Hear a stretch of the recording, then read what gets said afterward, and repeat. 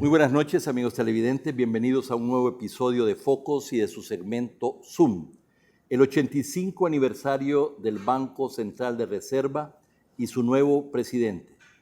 Este es el tema que nos ocupa esta noche, conversando con Carlos Federico Paredes, el nuevo presidente del Banco Central de Reserva. Bienvenido, Carlos Federico. Gracias, Alberto. Un saludo para ti y tu audiencia. Es un gusto tenerte después de 2 meses ya de gestión. Para quienes no lo sepan o se les haya olvidado, Carlos Federico Paredes fue viceministro de Planificación en la segunda y tercera Junta de Gobierno en 1980, cuando tenía 29 años, asesor de la presidencia y gerente de concesiones de CEPA en el gobierno antepasado, director de exportaciones en Proesa, la institución promotora de las inversiones y exportaciones de El Salvador, en el gobierno anterior, y ahora presidente del Banco Central de Reserva. Pues la primera pregunta es, ¿cómo sucedió? ¿Cómo pasaste de Proesa, del gobierno anterior, a presidente del Banco Central? Bueno, recibí una llamada, y esa llamada fue del equipo que hacía la preselección. Acudí a la llamada, a la cita. En esa cita se me dijo que se me ofrecía la posición del Banco Central de Reserva, que si yo estaba interesado. Y naturalmente lo primero que hice fue expresar mi agradecimiento, ¿verdad? Porque ¿qué economista no tiene como aspiración dirigir el Banco Central de Reserva, que es nuestra segunda alma mater después de la universidad? Así es que así ocurrió. Me dijeron, ponga su celular listo porque si lo llaman, tome la llamada. Y así sucedió también. Bueno, a varios les sorprendió tal vez verte firmando el libro de Nuevas Ideas. Ese fue un acto público. Eso reflejó precisamente una preferencia, una simpatía por el entonces candidato Nayib Bukele. Fíjate que en ese momento era un acto de justicia. A mí me incomodan las injusticias y he luchado contra ellas toda la vida. Y observé cómo el sistema político y los partidos mayoritarios le cerraban el espacio a la sola posibilidad de que fuese candidato a la presidencia a un ciudadano que estaba completamente protegido por los derechos constitucionales. Y el ambiente no me gustaba, no era un ambiente transparente. Entonces tomé la decisión de hacer lo que consideré que era justo. Fue un acto también, diría yo, valiente, dado que tú, si bien no ocupabas la primera posición en una institución del Estado, pero era una posición importante y sin embargo fue una apuesta también de alguna manera, un statement, una toma de posición, ¿verdad? Bueno, debo reconocer el grado de madurez también de quienes dirigían la institución, que si bien obviamente tuvieron costos por esa situación, la lograron manejar en un total y absoluto respeto a la libertad de expresión. El Banco Central de Reserva es, en mi opinión, la institución de mayor tradición, fortaleza e institucionalidad del Estado salvadoreño. Y sería importante que en este 85 aniversario dieras unas palabras sobre la importancia histórica del Banco Central. Mira, recientemente me encontré con Miguel Ángel Simán en Fusades y miembros de su junta directiva y personal del banco en una visita para establecer sinergia entre las dos instituciones. Y me mencionaba el presidente de Fusades que para él había 2 instituciones en este país, la Fuerza Armada y el Banco Central de Reserva. Justamente en el aniversario 85 del banco, tomé la decisión de invitar a los expresidentes del banco para darles un reconocimiento y con ello ofrecerle un mensaje al país de institucionalidad. Excelente.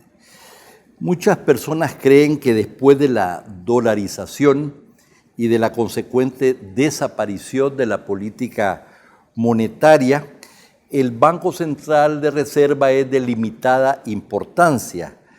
Me parece relevante que nos hable de sus funciones, que demuestra que, no obstante dicha limitación, sigue siendo una institución muy importante. Sí, claro, por supuesto. Fíjate que el Banco Central tiene entre sus comités uno que es el Comité de Riesgo Sistémico.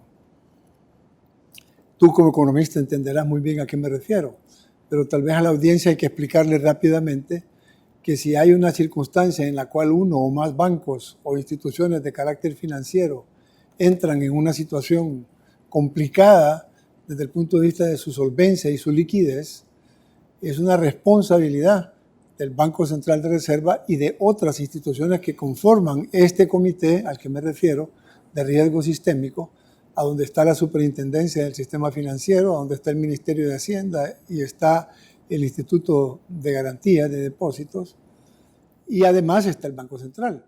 Ese comité tiene como por función justamente prevenir que ocurran situaciones de riesgo sistémico. Y si ocurre alguna, ese comité tiene la función, y el Banco Central lo preside, de organizar de inmediato la respuesta a efecto de garantizar la estabilidad de los mercados financieros. Hay algunos Ese es un tema. Sí. Ese es un tema. Pero si me permites, también diría que el Banco Central de Reserva, después de la aprobación de la Ley de Integración Monetaria, le fue dada la atribución de la normalización técnica de los mercados. Por lo tanto, las normas técnicas que regulan el funcionamiento de los mercados, le hace la banca, le hace las aseguradoras, le hace el sistema de pensiones, le hace el mercado financiero de las cooperativas, la bolsa de valores, el propio sistema bancario, como lo señalé, son parte de la regulación del Banco Central. Así que la estabilidad de estos mercados deriva en buena medida de hacer una buena normativa técnica. Y ahí también, participa la Superintendencia del Sistema Financiero y representantes del Ministerio de Hacienda y de Economía, que son parte del Consejo Directivo del banco. Además, es la institución que realmente está encargada de las cuentas económicas y financieras. Hubo una actualización de estas cuentas nacionales recientemente, hace un año, y además el Banco Central de Reserva es en materia de análisis económico y de temas diversos económico-financieros la primera institución del país. Bueno, quisiera agregar, Alberto, porque no quiero quedarme corto con solamente esas atribuciones que te dije, pero debería por lo menos agregar una adicional, entre otras muchas del banco. Y es que lo que antes se denominaba el encaje legal, ahora son reservas internacionales, ¿verdad? Después de la dolarización. El Banco Central es el responsable justamente de garantizar la liquidez. Y por lo tanto hay una norma que establece un porcentaje determinado de recursos que los bancos tienen que depositar en el Banco Central para garantizar los depósitos que tienen del público. El Banco Central es responsable de que la liquidez del sistema se mantenga. En el tema específico al que te has referido, efectivamente, el Banco Central es el referente ante el Fondo Monetario Internacional para manejar las cifras oficiales del Estado. No hay ninguna otra institución en el país que esté autorizada para ofrecer cifras oficiales, más que el Banco Central. Y eso deriva de un convenio que tenemos justamente con el Fondo Monetario. Para ese efecto, hay el personal más calificado del país en materia de procesamiento y en materia de análisis, justamente de información que proviene no de fuentes directas que el banco levanta, porque el banco requiere de la coordinación con muchas otras instituciones de las cuales depende. Y esto me lleva precisamente al tema de la actualización del sistema de cuentas nacionales que adoptó el más reciente manual internacional bajo la normativa del Fondo Monetario Internacional, pero lo hizo utilizando encuestas y censos de más de 10 años de antigüedad, ¿verdad? Pues yo me enteré en su oportunidad de que había un vacío, una debilidad precisamente de esos censos, y la pregunta es si se van a actualizar, si el gobierno va a actualizar dichos censos. Sí, efectivamente ya hay una decisión del gobierno de realizar un censo económico cada 10 años y no permitir que vuelva nuevamente y que eso quede como instaurado, como una política de Estado, ¿verdad? Que esperamos que futuros gobiernos puedan respetarla.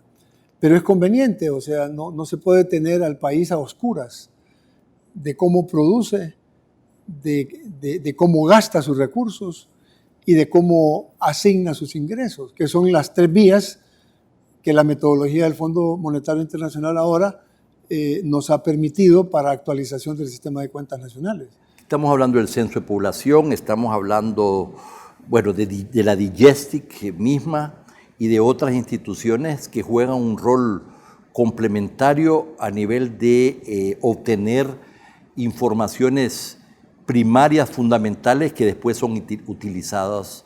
Sí, efectivamente la metodología para actualizar el sistema de cuentas nacionales fue un esfuerzo enorme y dirigido y coordinado por el Fondo Monetario Internacional.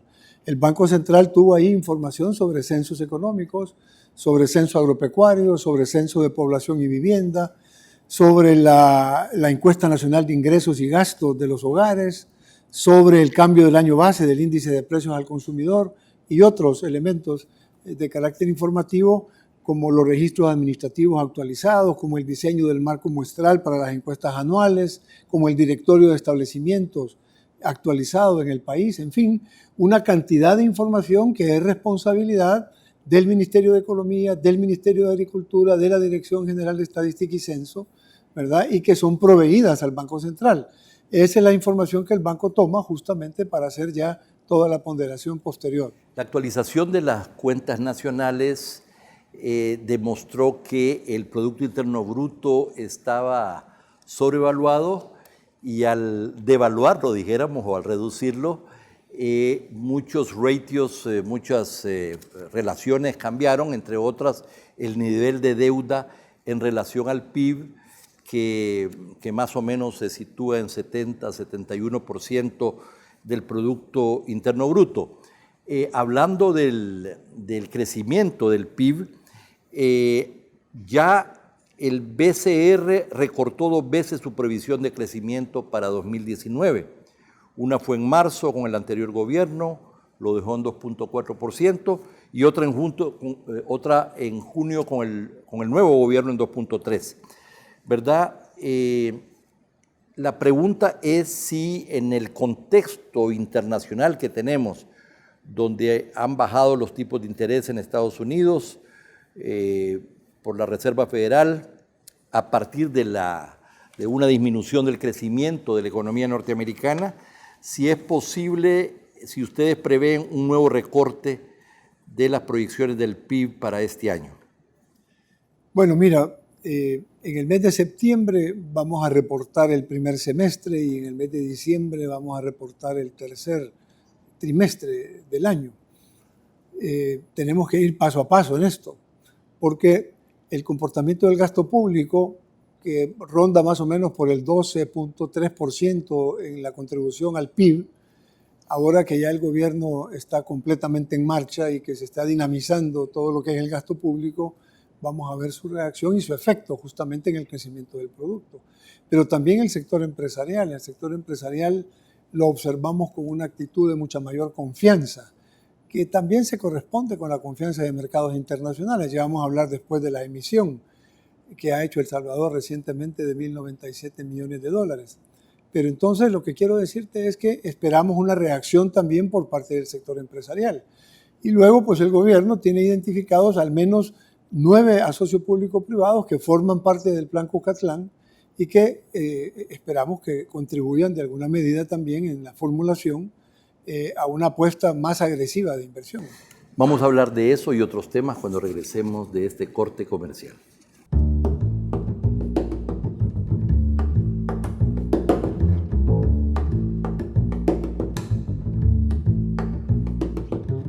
El 85 aniversario del Banco Central de Reserva y su nuevo presidente es el tema que nos ocupa esta noche, conversando con Carlos Federico Paredes, el nuevo presidente del Banco Central de Reserva.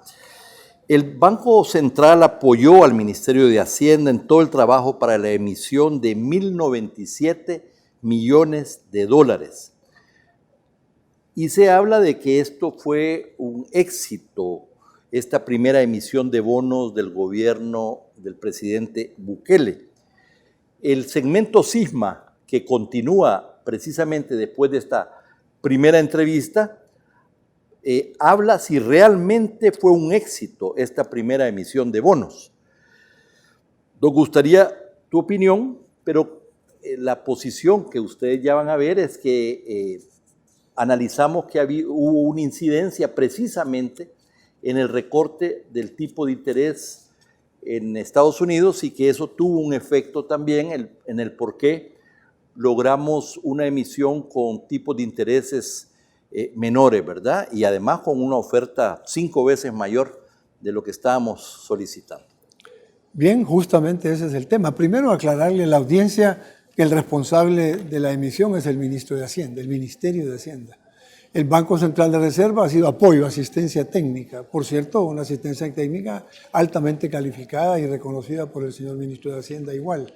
Pero la responsabilidad de la emisión es del gobierno central a través de su ministro de Hacienda. Fíjate que ese último punto que has mencionado creo que puede permitir que la audiencia realmente interprete por qué lo estamos manejando como un éxito. Porque tú necesitas normalmente una relación de 4-1 para poder pujar hacia la baja la tasa de interés. Y aquí tuvimos nosotros 5.300 millones de dólares registrados como interés, o sea, una relación de 5-1.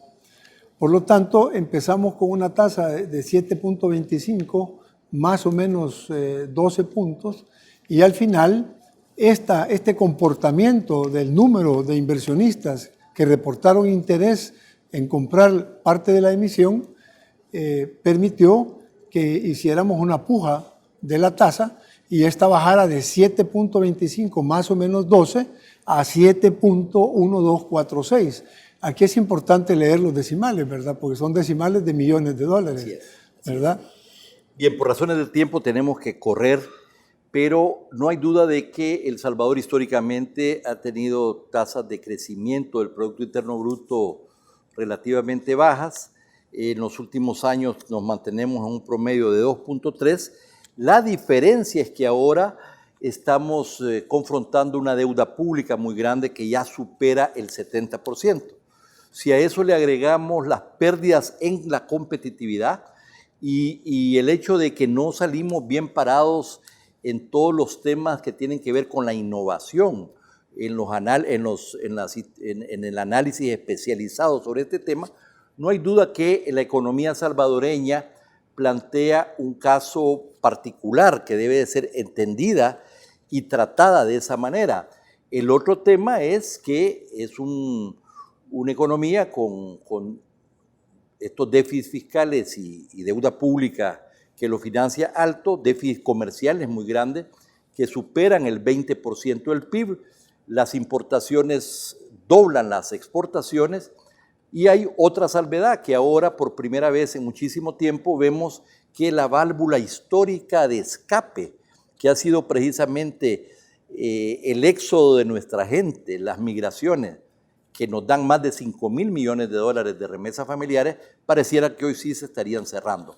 Dentro de esta perspectiva, Carlos Federico, la gran pregunta es, ¿cómo ve el Banco Central una estrategia para salir de esta doble o triple trampa? Este es el gran tema que arrastramos desde hace más de 10 años o 15 años por lo menos, y al cual los gobiernos hasta ahora no han podido aproximarse, en mi opinión, de una manera integral. A mí personalmente me agrada el énfasis que tiene el nuevo presidente y el nuevo gobierno, y también tú y el Banco Central, en priorizar el tema de la inversión y del crecimiento. Mira, es importante que la audiencia conozca que la pregunta más frecuente que hicieron los inversores en este roadshow que hizo el Ministerio de Hacienda acompañado del Banco Central a Inglaterra y a Estados Unidos, recién una semana antes de que se hiciera la emisión, la pregunta más frecuente era ¿qué está haciendo el presidente Bukele en el tema de seguridad? Tú recordarás que el Asocio para el Crecimiento decía el tema de la violencia y el tema de la baja productividad en los transables son las dos razones fundamentales por las cuales hay un lento crecimiento de la economía de El Salvador.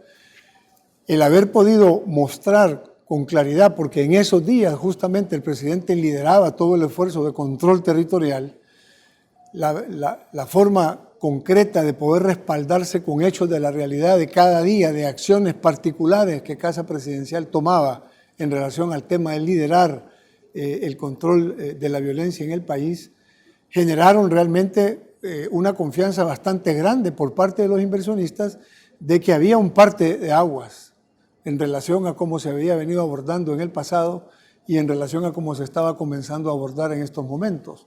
Las señales en los centros penitenciarios, las maneras puntuales de reacción del presidente respecto a señalarle a las pandillas: si ustedes no modifican su actitud, si no dejan de matar salvadoreños, pues tampoco su gente van a tener ni siquiera la posibilidad de compartir un rayo de sol, ¿verdad?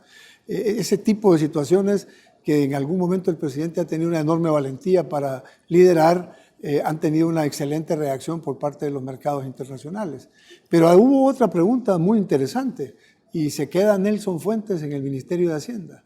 O sea, ha sido una brillante decisión del presidente de la República de haber mantenido en la conducción del Ministerio de Hacienda a una persona que ya se había ganado la confianza de los organismos financieros. Yo coincido contigo, Carlos Federico, pero esos son factores, dijéramos, importantísimos, pero de carácter, sí, dijéramos, más bien coyuntural. Sí. Yo estoy hablando precisamente de esos factores estructurales, sí, de la economía que arrastramos en esta posguerra y que se necesitan cambiar. Me parece importante que la audiencia conozca estos dos temas. Tenía que hacer esta introducción para lo que viene, porque justamente esa confianza en los inversores internacionales también es una confianza en los inversores nacionales.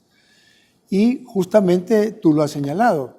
Ahora el Banco Central está alineado con el Ministerio de Hacienda respecto a la conveniencia, a la necesidad de transitar de un crecimiento liderado por el consumo, que gracias a Dios que lo hemos tenido, que gracias a Dios que hemos tenido las remesas familiares, pero que definitivamente no es la manera más saludable de producir crecimiento económico.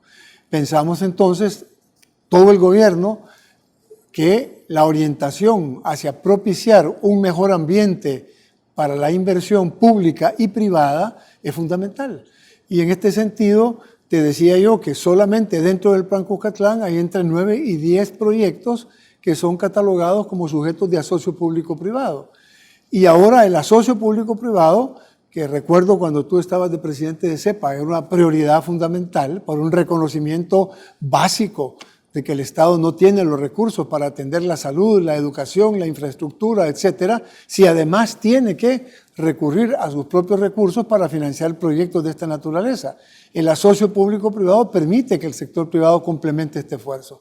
Y aquí hay una total anuencia y total concepto de parte del gobierno respecto a su uso. Y es la manera de valorizar los activos del Estado que de otra manera no se podrían valorizar sin endeudar al Estado, ¿verdad? Y eso es muy importante.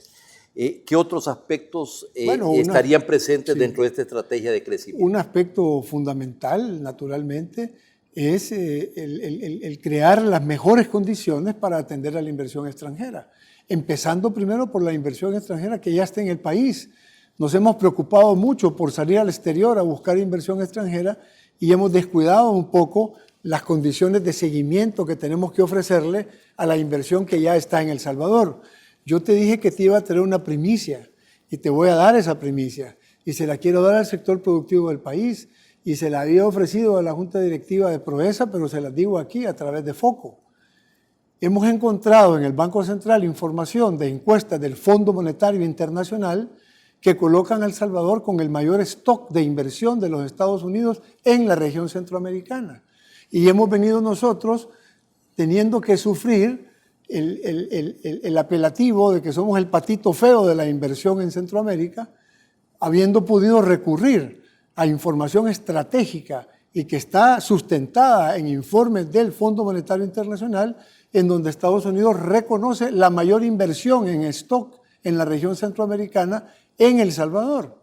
Si tú estás manejando la Dirección de Promoción de Inversiones de Proesa y estás haciendo promoción del país para que inversionistas extranjeros se localicen en El Salvador, no es lo mismo explicarles que la inversión extranjera más grande de Estados Unidos en El Salvador, en Centroamérica, está en El Salvador. que recurrir siempre a estar explicando por qué tenés un lento crecimiento de la economía, por qué tenés niveles de inversión al año que no sobrepasan los 300 millones de dólares. O sea, tenés realmente una posibilidad de manejar mejor los activos que tiene el país.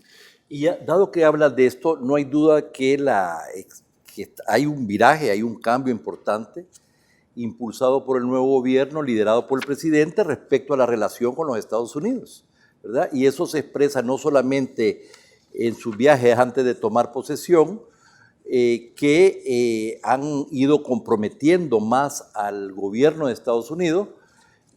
No solamente hablamos de que el organismo, el Overseas Investment Fund, vendrían precisamente a respaldar muchas de las inversiones, pero estamos viendo que además del respaldo de la administración Trump,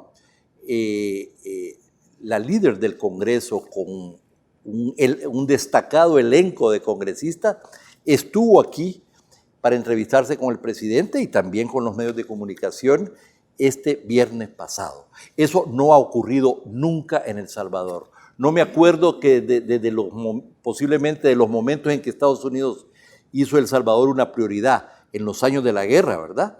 Creo que no había habido un momento tan estelar en la relación con Estados Unidos como el que estamos viendo en este momento. Lo decía la ex embajadora Jean Maynes, ¿verdad?, que ya se ha retirado del país, que no es una casualidad que todas estas figuras, incluyendo al secretario de Estado de los Estados Unidos que acaba de visitar El Salvador, y anteriormente otros funcionarios de la misma talla, estén justamente visitando al presidente Bukele en el país. Realmente hay un cambio de percepción en la comunidad internacional, en la administración norteamericana. Parte del éxito también de esta emisión, quiero decirte, que ha sido ese acercamiento también a la administración de los Estados Unidos, efectivamente. Pero debo decirte que la tarea la hemos cumplido todos, Alberto. Es que la Asamblea Legislativa ha aprobado cuánta propuesta de legislación para reforzar recursos financieros ha presentado el presidente de la República. Los diputados, por tanto, han hecho también su papel. Y nosotros hemos hecho los mejores esfuerzos con los mercados financieros para iniciar el diálogo público-privado. Mientras estaba haciendo el roadshow, nosotros estábamos reunidos con 140 funcionarios de la Bolsa de Valores, de la banca, de las aseguradoras, del mercado de pensiones, aquí en el país. Lo que daba, y naturalmente, déjame decirte que hay otro elemento que no hemos mencionado, y es que hubo dos bancos que nos acompañaron en la emisión. El ministro de Hacienda, pues obviamente ampliará sobre estos temas, a él le corresponde, pero debo decir que Citibank y Scotiabank fueron dos bancos que nos acompañaron en este proceso y que jugaron un papel fundamental en crear el ambiente, la confianza, el componente técnico, y yo debo de felicitar a los recursos humanos del Ministerio de Hacienda y del Banco Central, que son de una calidad internacional. Bien, pero el presidente sentó el tono, ¿verdad?, al hablar de la importancia o priorizar la importancia de las inversiones, de la creación de riqueza, y además yo diría de pensar en grande. El hecho de ser pequeños no nos obliga a pensar en pequeño.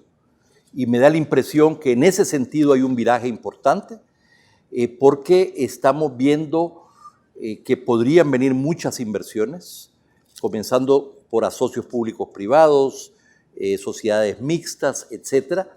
Pero ya vino también el señor Slim y espero que vengan otros inversionistas grandes. Al mismo tiempo, la banca de fomento se está fortaleciendo para fortalecer a los pequeños y a los medianos productores. Y por el otro lado, creo que la relación con China es muy importante, pero me llamó la atención, por cierto, que la embajadora saliente Jean Maynes dijo que no estaba decidido del todo la relación con China. Yo entendí que, o por lo menos leí, que esa relación continuaría.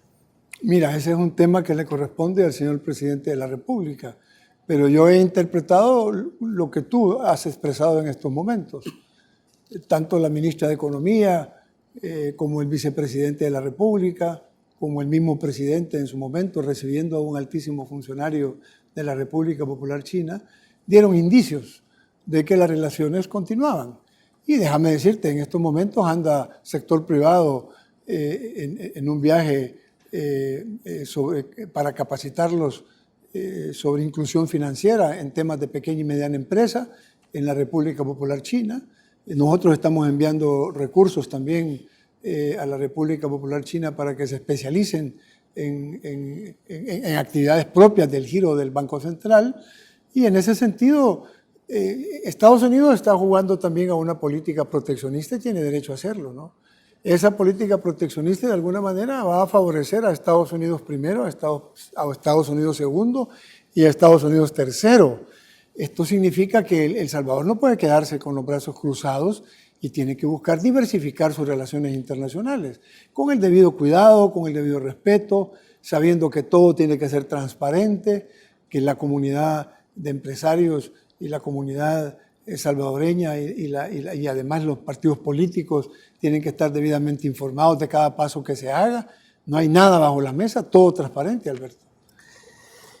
No solamente, bueno, más allá de la prioridad de la relación con Estados Unidos, el rol que China puede jugar me parece importante, y hay otros desafíos como puede ser si finalmente podemos impulsar en un tratado de libre comercio y de inversiones con Canadá. Está pendiente todavía el del Perú, que es una economía muy fuerte. Así que hay muchísimos temas que no, por lo menos abren una perspectiva de mayor optimismo a cómo estábamos precisamente en el gobierno anterior. Carlos Federico, quiero agradecer tu presencia esta noche por primera vez en Focos y espero que cada cierto tiempo puedas visitarnos para seguir actualizándonos sobre la situación económica, financiera del país. Alberto, y además tú eres conocedor de la calidad de recursos humanos que tiene el Banco Central. Te pongo a la disposición a nuestros mejores investigadores para que también puedan venir a tu programa y puedan compartir los resultados de sus muy importantes investigaciones que han estado desarrollando en el banco. Serán muy bienvenidos. Muchas gracias. Y a ustedes, amigos televidentes, no nos cambie, hay mucho más contenido en Focos.